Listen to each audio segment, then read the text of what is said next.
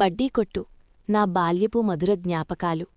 మన గ్రామం చిన్నదే కాని అక్కడి జ్ఞాపకాలు మాత్రం ఎంతో పెద్దవి. ఆ జ్ఞాపకాల మధ్యలో నిలిచిపోయింది ఒక చిన్న బడ్డీ కొట్టు. మట్టిగోడలు, టిన్ షీట్ పైకప్పు, ముందర కట్టిన పాత తాటిచాప, అదే మా గ్రామ బడ్డీ కొట్టు. ఆ బడ్డీకొట్టు యజమాని రామయ్య బాబాయ్. తెల్లటి గాంధీ చొక్కా, కళ్లజోడు, ఎప్పుడూ నవ్వుతూ ఉండే ముఖం. ఆయనని చూస్తేనే మనసుకో సంతోషం వచ్చేది. ఉదయం స్కూల్కు వెళ్లే ముందు నేను నా స్నేహితులు అక్కడికి వెళ్ళి ₹1 చాక్లెటు, ₹2 బిస్కెట్లు కొనేవాళ్లం. అప్పుడప్పుడు డబ్బుల్లేకపోతే పర్లేదురా, రేపు తెచ్చి ఇవ్వు అని చెప్పి ఇవ్వడం ఆయన అలవాటు. ఆ నమ్మకం, ఆ ప్రేమ ఇప్పటికీ మర్చిపోలేని విషయం. బడ్డికొట్టు కేవలం సరుకులమ్మే చోటు మాత్రమే కాదు, అది మా గ్రామం మనుషుల కలయిక స్థలం. సాయంత్రమయ్యేసరికి రైతులు తమ పొలాల పనులు ముగించుకొని అక్కడికి వచ్చి కూర్చునేవారు. ఒకరితో ఒకరు పంటల గురించి, వర్షాల గురించి మాట్లాడుకునేవారు. కొందరు వార్తాపత్రిక చదివేవారు. చిన్నపిల్లలు ఐస్ క్రీం కోసం క్యూలో నిలబడేవారు. ఆ క్యూలో నిలబడే ఆనందం మాటల్లో చెప్పలేనిది. పండుగల సమయమైతే ఆ బడ్డీకొట్టు మరోలా కలకలలాడేది.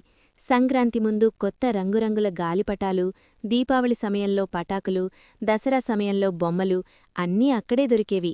ఒకసారి దీపావళికి నాకు పటాకులు కొనడానికి డబ్బులు సరిపోలేదు. నేను దిగులుగా నిలబడ్డాను.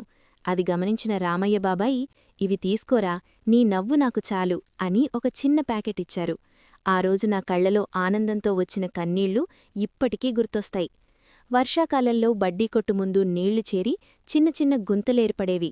అయినా కూడా మేమక్కడికి వెళ్లడం ఆపలేదు.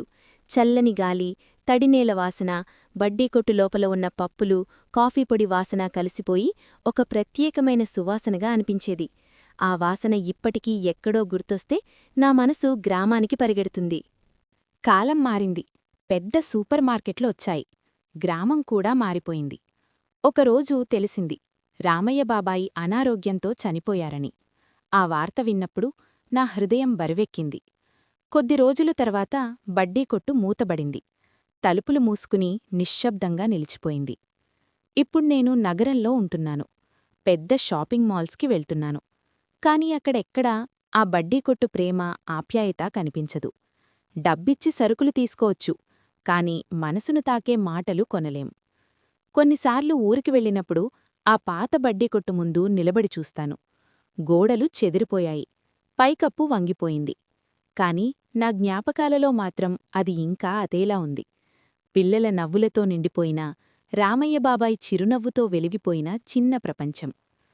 ఆ బడ్డీకొట్టు నాకు నేర్పింది, వ్యాపారం కంటే మానవత్వం గొప్పది అని. చిన్న సహాయం కూడా ఎవరికో పెద్ద ఆనందమిస్తుందని. మన బాల్యం ఎక్కడో ఒకచోట నిలిచిపోయినా ఆ జ్ఞాపకాలు మనతోపాటు జీవితాంతం నడుస్తాయని. నా గ్రామ బడ్డీకొట్టు నిన్ను ఎప్పటికీ మర్చిపోలేను.